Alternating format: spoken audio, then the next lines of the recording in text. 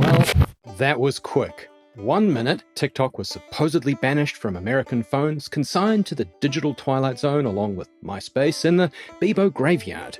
The next, it was back, unbothered, unscathed, and presumably still serving you an algorithmically perfect mix of cat videos, cooking tips, and a teenager explaining 18th century economic theory via interpretive dance. What happened? Did someone accidentally Control-Z the entire ban? Was there a Mission Impossible-style heist where a rogue hacker plugged a USB stick into Capitol Hill's Wi-Fi? Spoilers, it's more likely this is another example of how Western governments fundamentally misunderstand the tech they're trying to control. A ban so short, even Snapchat would call it brief. For context, the US government has been trying to shut down TikTok since roughly the dawn of time, or at least since today's average TikTok user was reshaping internet culture after hearing whispers of an ancient legend called Vine, spoken in whispers only by the elders. The official reasoning? National security concerns, data privacy, and presumably a deep-seated fear that China might be secretly influencing young Americans into learning choreographed dances instead of preparing for a lifetime of debt. And so, with great fanfare, a bill was passed. TikTok was doomed. The app had to be either sold to an American company because the only people allowed to exploit user data are Western billionaires, or face extinction. Then, in what can only be described as a plot twist so underwhelming, even M. Night Shyamalan wouldn't touch it, the whole thing just fizzled out. No ban. No fire and brimstone, just business as usual after a 34-second outage.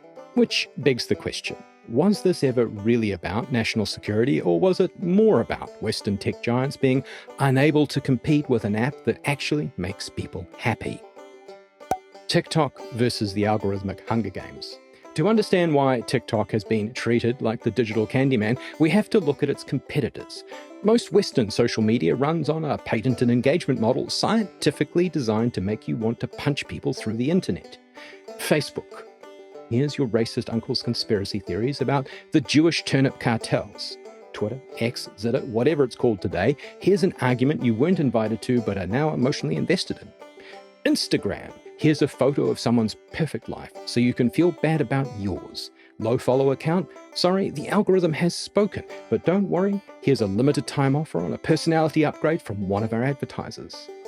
Meanwhile, TikTok's algorithm, while not perfect, works differently. It prioritizes what you enjoy. Its entire model is built around keeping you entertained, which is why you'll go in for just one video and emerge 3 hours later, blinking at the sudden arrival of night, realizing you desperately need to piss and are now somehow an expert on medieval swordsmithing. Despite the dehydration long scrolling sessions deliver, people love TikTok.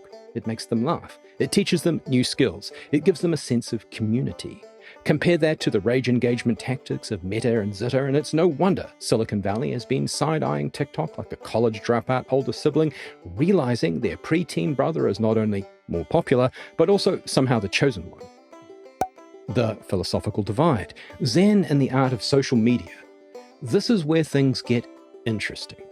Western tech platforms are built around conflict, outrage, argument, echo chamber clashes, and division, because they assumed that's what kept people glued to their screens and conveniently seeing more ads. The Western approach mirrors some Western ideologies: individualism, competition, and the belief that if you're not angrily quote tweeting at 2 a.m., are you even engaging? Meanwhile, TikTok's model leans more in towards harmony. This distinctly Eastern approach prioritizes enjoyment and collective experience over digital gladiatorial combat. TikTok's algorithms don't just serve you endless entertainment. They're on a mission to promote joy and positivity. It's like having a wise old monk in your pocket, except instead of cryptic riddles about enlightenment, he's feeding you corgi videos and a surprisingly emotional documentary about a life-changing cleaning hack. It's like comparing a serene Zen garden to a mosh pit at a heavy metal concert, where everyone's also live tweeting a parliamentary debate. Zitter and Meta thrive on making you deeply anxious, while TikTok just wants you to vibe. And people have started noticing. Users are increasingly disillusioned with doom scrolling. Social media fatigue is real, but not so much for TikTok. The idea that an app can be fun instead of feeling like a digital belt sander to your balls is revolutionary in itself. That's what makes TikTok so disruptive. And that's why Western tech giants, and by extension the governments they lobby, want it gone or firmly in their back pocket. This isn't just about slapping on a new logo and calling it a day. It's a high-stakes tug-of-war between the calming influence of Eastern digital philosophy and Silicon Valley's relentless pursuit of squeezing just a little more engagement from your increasingly frazzled brain. Politicians, torn between anti-China sentiment and their instinct to micromanage, are desperate to yank TikTok out of its eastern perch and drop it into the clammy hands of Silicon Valley's ranked mode sweats. Imagine trying to squeeze our wise old monk into a Silicon Valley boardroom, a place where mindfulness gets sacrificed on the altar of quarterly earnings, and every serene moment is interrupted by someone screaming about monetization strategies. TikTok's community-driven approach risks being bulldozed under a tsunami of profit margins, algorithmic tinkering, and the kind of corporate fuckery that could turn even a meditation app into a psychological battleground. The impact on user behavior. Harmony or hysteria? Yes, TikTok is addictive, but unlike its Western cousins, it's less screaming into the void and more accidentally learning carpentry between dance trends. It's like being invited to an endless block party where everyone's invited and the DJ never runs out of uplifting tunes. Over on the other side of the digital divide, there are plenty of reports about the mental health impacts of endless scrolling, especially for younger users. It seems that when you mix an algorithm designed to provoke outrage with the emotional roller coaster of needing to be beautiful or popular, you end up with a cocktail with a twist of anxiety and a dash of despair. It used to be the only game in town, but that doesn't mean it was good for us. Enter Trump, stage right.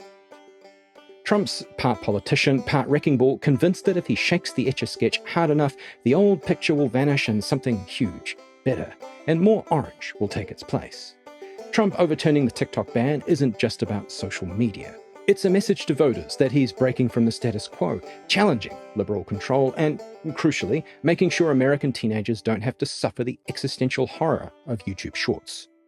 Scrapping the ban isn't just a tech policy move. It's a baller flex. Trump isn't just saying he's not like the Dems, he's making sure you see it. It's a middle finger to Silicon Valley, a wink to younger voters, and a reminder to the establishment that he's the one pulling the levers.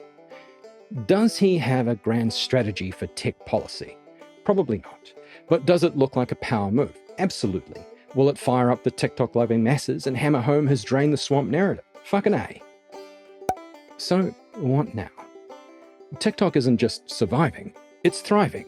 Every time the US government tries to shut TikTok down, they just end up making it more popular. It's our dropout older sibling handing their preteen brother the shit controller only to accidentally create an esports prodigy.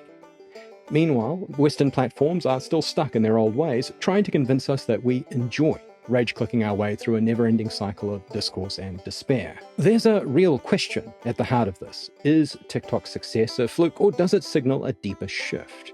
Are users finally waking up to the idea that social media doesn't have to give you lifelong trauma?